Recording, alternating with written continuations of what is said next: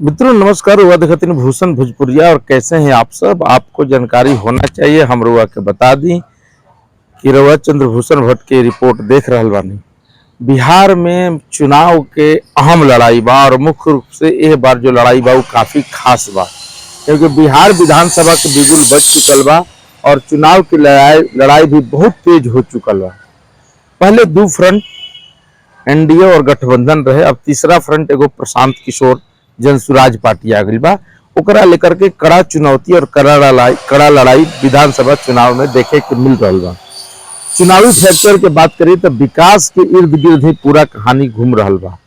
प्रशांत किशोर लगातार कर रहे कि बिहार सरकार अगर 20 साल में इतना विकास कैले बा तो गरीबी के इंडेक्स में, बेरोजगारी के इंडेक्स में, पलायन के इंडेक्स में, भ्रष्टाचार के इंडेक्स में, सब कुछ में बिहार पिछड़ा काहे बा। अगर इतना जीडीपी बढ़िया रहे, बिहार लगातार डेवलपमेंट कैले रहे तो काहे बा। और नीतीश कुमार जी के दावा बा, बिहार सरकार और एनडीए के दावा बा कि लगातार विकास हो रहा बिहार में। जब सत्ता 2005 में मिल रहे तो कुछ ना रहे, लूट, बेरोजगारी, पलायन के साथ साथ नरसंहार से लेकर के बजट भी, खजाना, सब कुछ खाली रहे। वहां से हम यात्रा शुरू करनी और यहाँ तक लेनी जहां लोग रात में 5 बजे 6 बजे घर में दुबक जाते रहे शाम होते ही, और रात तक, देर रात तक और पूरी रात लोग सड़क पर घूम रहा बा।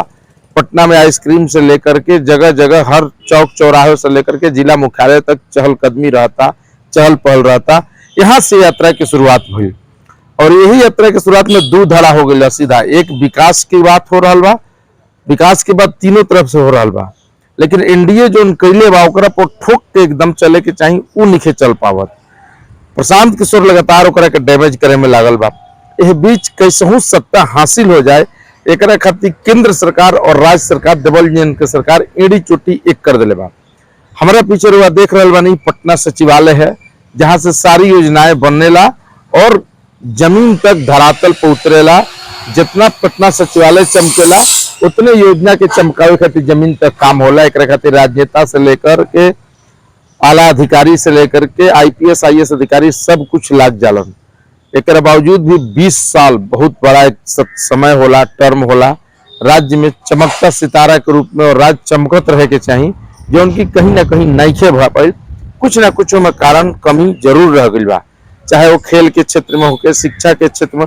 कोई ऐसा रोड सेक्टर छोड़ के कोई ऐसा सेक्टर नहीं है जो बहुत बढ़िया काम भइल बा ओकरा में। और ठोक बजा के नीतीश कुमार जी या एनडीए सरकार कह दिला कि हम ई काम कैले बानी जो से एकरा विभाग में काम करे की जरूरत ना पड़ी।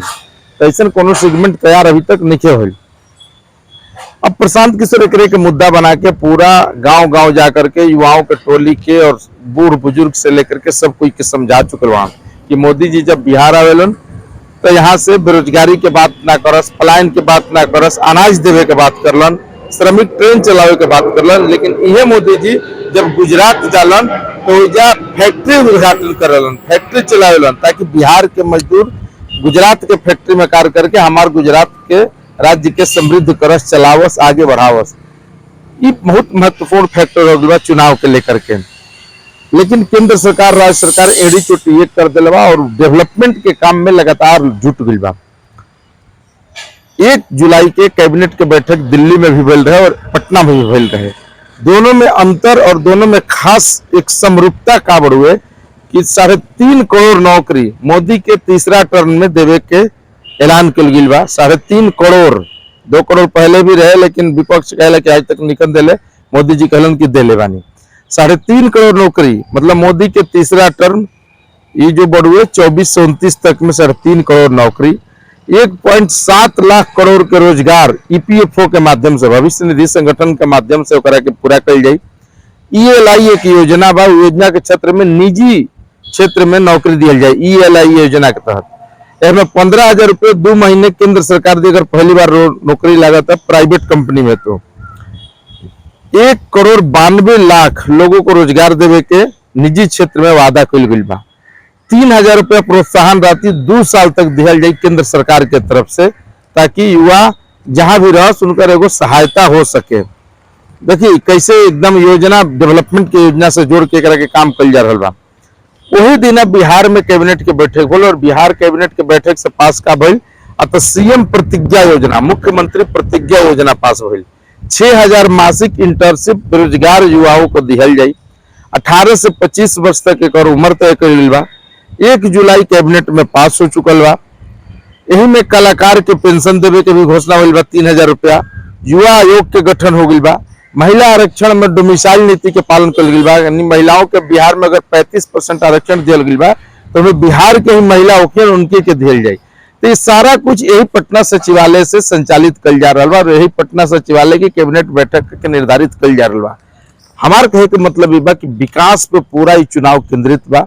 अब विकास कितना तेजी से हुई और कितना बढ़िया से हुई, केकर बात पे जनता यकीन करी, केकरा के रिजेक्ट करी, केकरा के सेलेक्ट करी, तो बस चुनाव में पता चली।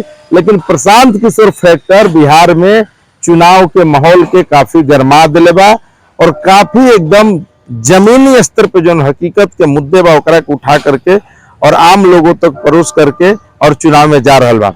सफलता कितना मिली कितना ना मिली कहल नहीं के जा सकत, लेकिन मेहनत कहल जाला कि कभी बेकार ना जाला। तो मेहनत प्रशांत किशोर लगातार कर रहा बाण और सीधे सत्ताधीश के चुनौती दे रहा बाण और तय समय के साथ एकदम कह रहा बाण कि नीतीश कुमार 2019 में मुख्यमंत्री ना बनी है, कोई और बन जाए लेकिन नीतीश कुमार ना बनी है, जल्द स्वराज के सरकार बनी। इतना दावे के साथ लगातार काम हो रहा बा।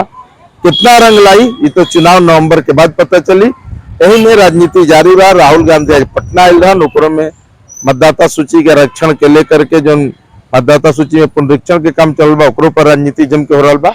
अब देखिए आगे क्या हो रहा बा, लेकिन विकास फैक्टर पर ही चुनाव ही लड़ल जाई और काफी मजबूती के साथ चुनाव लड़ल जा रहा बा। पलायन, बेरोजगारी और शिक्षा खास करके मुद्दा ये बार हो रहा बा, जो उनकी आज तक के चुनाव में कभी मुद्दा ना भइल, वह पलायन और बेरोजगारी मुद्दा हो रहा बा। तो धन्यवाद। रुआ सब देखत रही, लाइक सब्सक्राइब करत रही। अपन अपन बुद्धि विवेक से एक बार मतदाता चुने के बाद भविष्य के निर्माण कर सकस। धन्यवाद।